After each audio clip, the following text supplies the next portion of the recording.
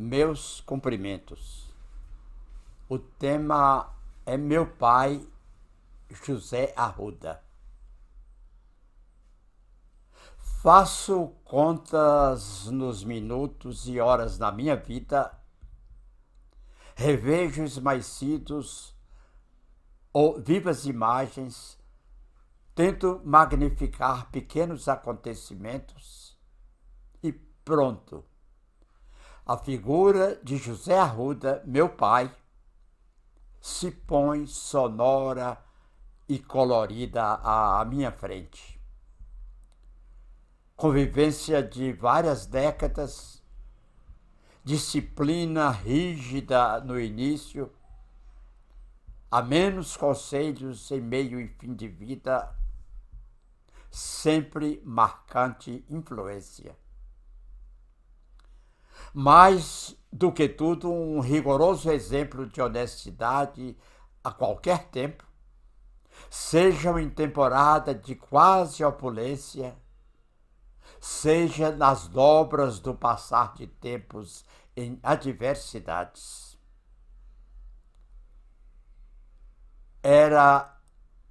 Meu pai era um viajante faminto de estradas, sempre saindo e chegando. A cavalo, em fordinhos, em caminhonetes e caminhões, em velhas jardineiras ou em ônibus já quase modernos. Lembranças mais antigas? Ele com um bule esmaltado azul, despejando o café num copo grandão, também esmaltado e de asa. Isso em São João do Paraíso. Com o café, comia alegremente biscoito fofão, rosca caseira e o cuscuz que Silvina tinha de levantar bem cedo para fazer. Nos dias de frio ou de chuva, saía do quarto já com uma capa colonial pesadona, tão comprida que passava dos joelhos. Aos sábados, dia de feira, atrás do balcão da loja, surtida de tudo, atendia os fregueses vestindo um casaco de pijama que achava a coisa mais chique do mundo. Lembro-me até da cor, um cinza esverdeado, com desenhos em relevo, um bolso para caneta e lápis e 2 outros para as tesouras. Nem no horário do almoço parava de vender. De cada amigo que atendia havia histórias para ouvir e para contar. Aprendi ali as minhas primeiras lições de vida.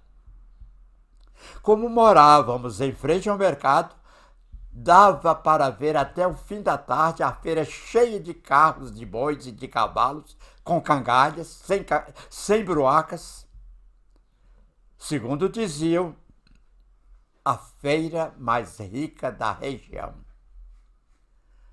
Homem em tudo avançado no tempo, minerador de pedras e pepitas de ouro nos garimpos da redondeza, meu pai descobria também todas as novidades que esse João do Paraíso nem podia sonhar, das quais São João nem podia sonhar.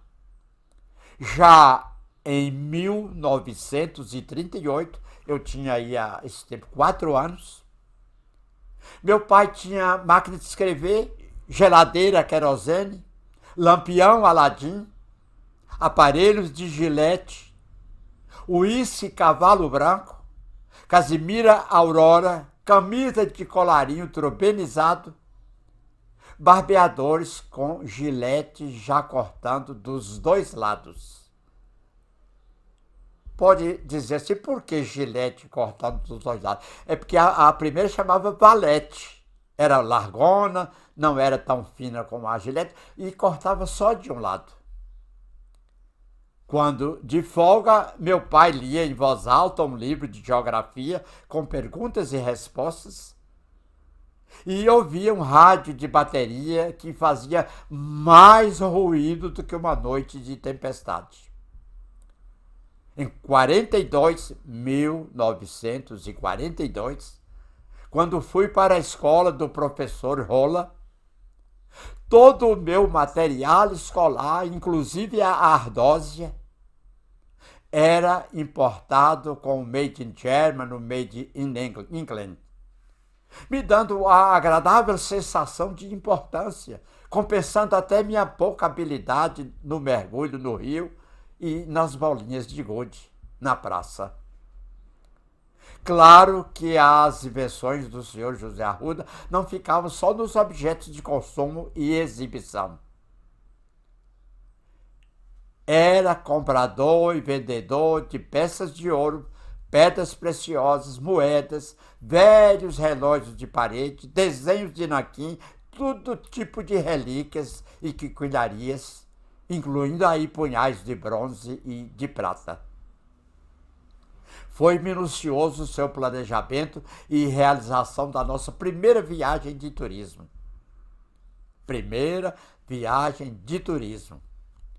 Preparou com absoluto conforto e decoração um enorme carro de bois com guia andando a pé que nos levou, ele, minha mãe, Naí, Dercy e eu, para uma visita a Condeúba, na Bahia, onde ficamos hospedados numa casa de 3 moças professoras, muito bonitas e de fino trato.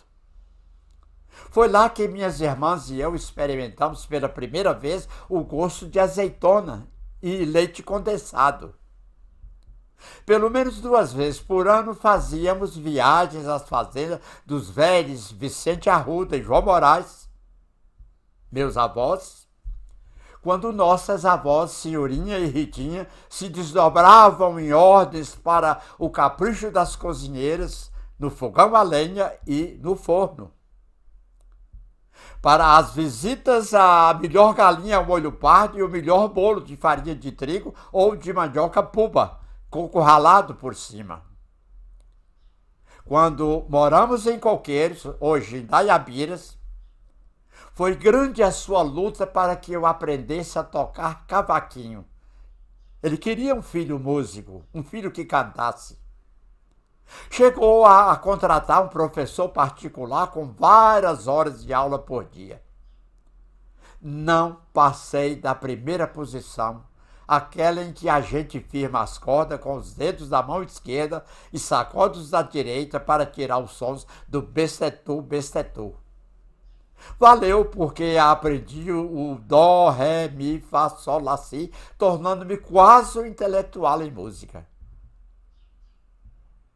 Foi voltando de Coqueiros para São João do Paraíso em 1941, tempo de guerra, que vimos e ouvimos passar o primeiro avião, um barulho de assombrar todo tipo de viventes.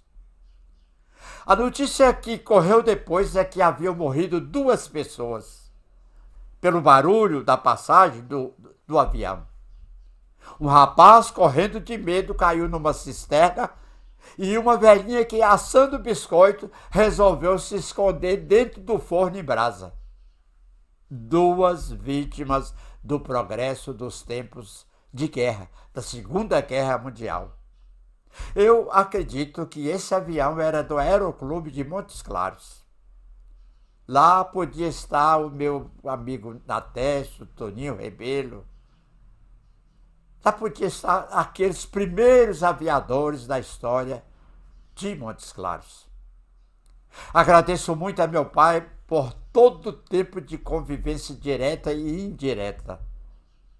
Das jabuticabeiras que ele arrematava para a gente chupar, das jabuticabeiras que ele arrematava para a gente chupar jabuticabas até ficarem entupidos. Dos balaios de marmelo maduros e cheirosos que trazia das viagens ou comprava na feira, das casas com quintais grandes que ele comprava para vivermos divertindo. principalmente nas grandes jaqueiras. Agradeço mais ainda dos seus sonhos de conhecer mundos distantes tão bem transmitidos aos filhos que hoje realizam o que ele não pôde realizar. Vou repetir como homenagem, eu sei pessoal minha e dos meus irmãos, isso, agradeço ou agradecemos mais ainda dos seus sonhos de conhecer mundos distantes tão bem transmitidos aos filhos que hoje realizam o que ele não pôde realizar.